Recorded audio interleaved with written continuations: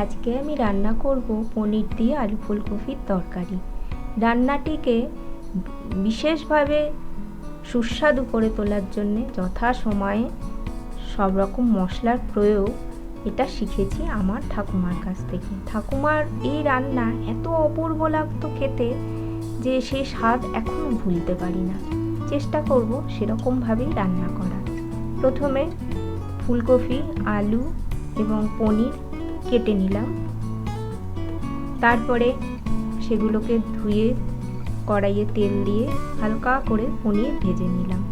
পনিরটা এতই হালকা ভাজতে হবে যাতে সেটা খুব নরম থাকে। ফুলকপিগুলোকে আমি নুন জলে ভিজিয়ে রেখেছিলাম পরিষ্কার করার জন্যে, সেজন্যে ভাজার সময় খুব অল্প একটু নুন দিয়ে দিলাম। এরপরে কড়াইয়ে তেল আরেকটু অ্যাড করে তার মধ্যে আমি জিরে, তেজপাতা আর কাঁচা লঙ্কা ফোড়ন দিলাম।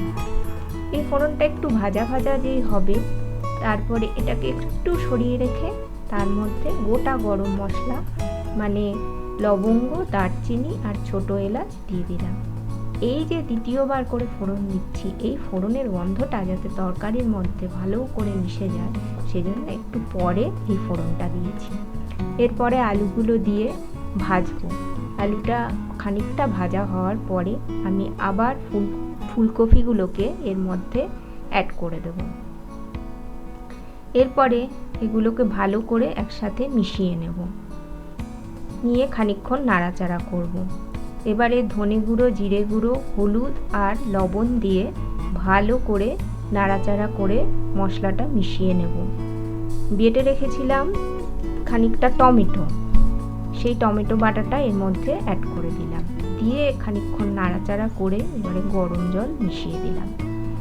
এইবারে আমি এটাকে ভালো করে ফুটতে দেব। ঢাকনা দিয়ে ফোটানোর পরে ঢাকনা খুলে এরকম যখন অবস্থা হয়েছে তখন এর মধ্যে আমি পনির দিয়ে দিলাম। পনির দিয়ে ভালো করে মিশিয়ে নিলাম। রান্না প্রায় হয়েই এসেছে। এইবারে এটাকে একটুখানি ফুটতে দিলাম পনিরের মধ্যে যাতে ঝোলের স্বাদ ঢুকে যায়। তারপরে এর স্বাদকে বাড়ানোর জন্য দিয়ে দিলাম গরম মশলার গুঁড়ো এবং ঘি। এই ঘি দেওয়ার পরে আমি আবার কিন্তু একটু চাপা ঢাকা দিয়ে রাখবো। উনুনের আঁচ বন্ধ করে দিলাম, দিয়ে একটুক্ষণ রেখে দিলাম যাতে সমস্ত স্বাদ গন্ধ সব তরকারির মধ্যে ঢুকে যায়। এবারে নামিয়ে নিলাম। গরম গরম ভাত, রুটি যে কোনো জিনিসের সাথে পরিবেশন করা যায়।